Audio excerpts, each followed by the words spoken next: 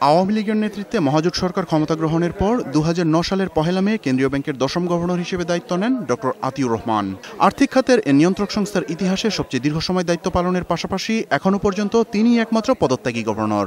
প্রধানমন্ত্রীর কাছে পদত্যাগপত্র দেওয়ার পর বাসভবনে ফিরে সংবাদ সম্মেলনে নিজের অবস্থান ব্যাখ্যা করেন ডক্টর আতিউর রহমান। আমি চাই না আমার প্রিয় প্রতিষ্ঠান বাংলাদেশ ব্যাংক নিয়ে কোনো বিতর্ক হোক। আমি চাইনি আমার প্রধানমন্ত্রীর কোনো বিতর্ক হোক। তো সেই জন্যে আমি স্বেচ্ছায় মরাল রেসপন্সিবিলিটি নিয়ে আমি পদত্যাগ করেছি।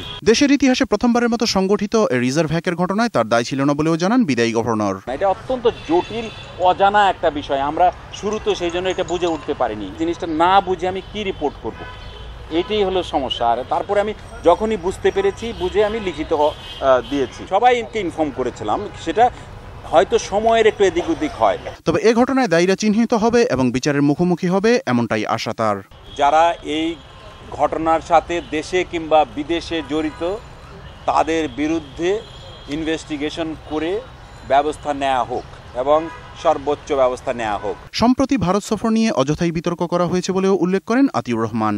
তার মেয়াদকালে বাংলাদেশের অর্থনীতি সবচেয়ে শক্তিশালী অবস্থানে গেছে বলেও দাবি বিদায়ী গভর্নরের। এখনকার যে অবস্থা তার তো কোনো। মেহেদী হাসান, 21 টেলিভিশন, ঢাকা।